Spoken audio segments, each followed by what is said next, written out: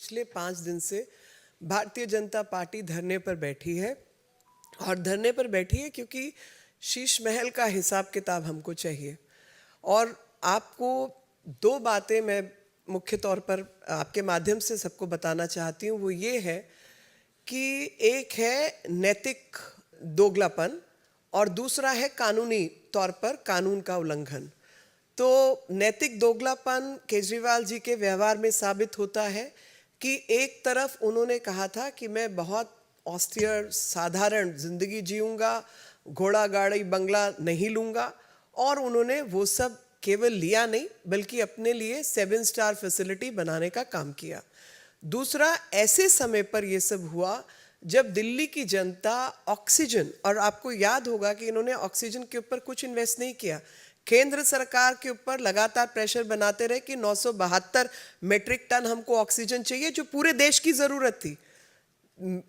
Corona से पहले पूरा देश 972 मेट्रिक टन ऑक्सीजन इस्तेमाल करता था, मेडिकल ऑक्सीजन। केवल दिल्ली के लिए इनको इतनी ऑक्सीजन चाहिए थी, और उसको कहाँ कहाँ व्यवस्थित ढंग से बांटना है, करना है, उसकी कोई काम नहीं किया, बल्कि प्राइवेट अस्पतालों की जहाँ उनकी अपनी सप्लाई चेन बनी हुई थी उसको तोड़कर इन्होंने बाकी जगह भेजने का प्रावधान किया, जिसमें कई लोग, गंगाराम अस्पताल, बाकी जगह पर उनकी मौत भी हुई।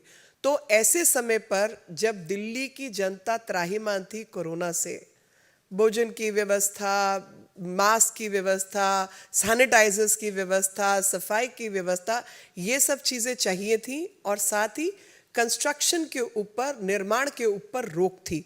ऐसे समय पर यह कार्य किया गया और 45 करोड़ रुपए उस पर खर्चे गए, जब एक एक रुपए की ज़रूरत व्यक्तियों के जीवन बचाने की थी।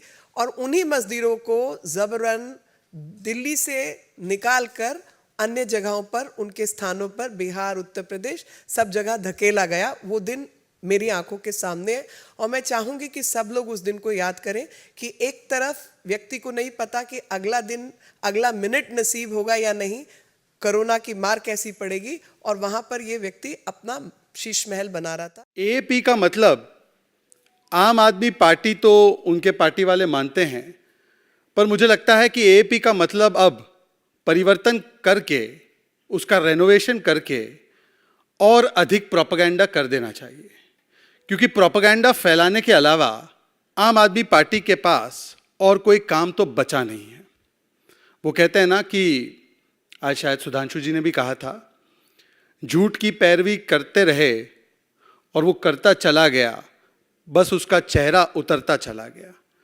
और आज जिसकी पूरी की पूरी राजनीतिक फिलॉसफी एक प्रकार से selective seeing, defective thinking and strategic silence and strategic talking की है। मतलब चयनात्मक दृष्टि से देखो, दोषपूर्ण तरीके से सोचो और सुविधाजनक तरीके से बोलो, जिसकी राजनीतिक फिलॉसफी बन चुकी है, ऐसी आम आदमी पार्टी आज फिर से प्रोपेगेंडा फैलाने में लगी हुई थी। हमें लगा कि आज आम आदमी पार्टी ने प्रेस वार्ता रखी है तो कई महत्वपूर्ण सवाल है जिसका वो जवाब देगी।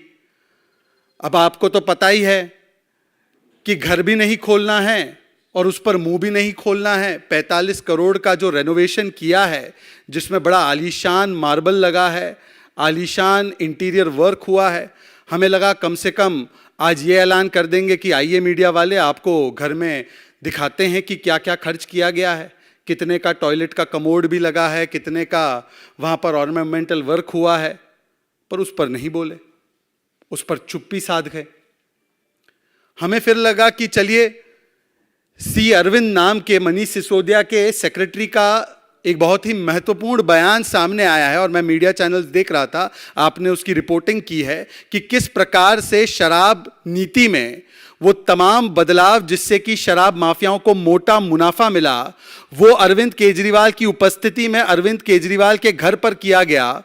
तो मुझे लगा कम से कम आज आकर उस पर ही बोल देंगे, क्योंकि हाल ही में कोर्ट ने भी कहा है कि शराब घोटाले का आर्किटेक्ट मनीष सिसोदिया थे। 90 से 100 करोड़ रुपए की घूस मनीष सिसोदिया और उनके अन्य साथियों को दी गई, तो उस पर भी नहीं बोला। हां, पर सौरभ भारद्वाज जी आए, मंत्री है सरकार के, और जिस प्रकार से भ्रष्टाचारी शिष्टाचारी बनने के लिए और अपनी लाचारी छुपाने के लिए नाखून काट कर शहीद बनने की एक पूरी कोशिश की गई, ड्रामा कार्ड खेला गया।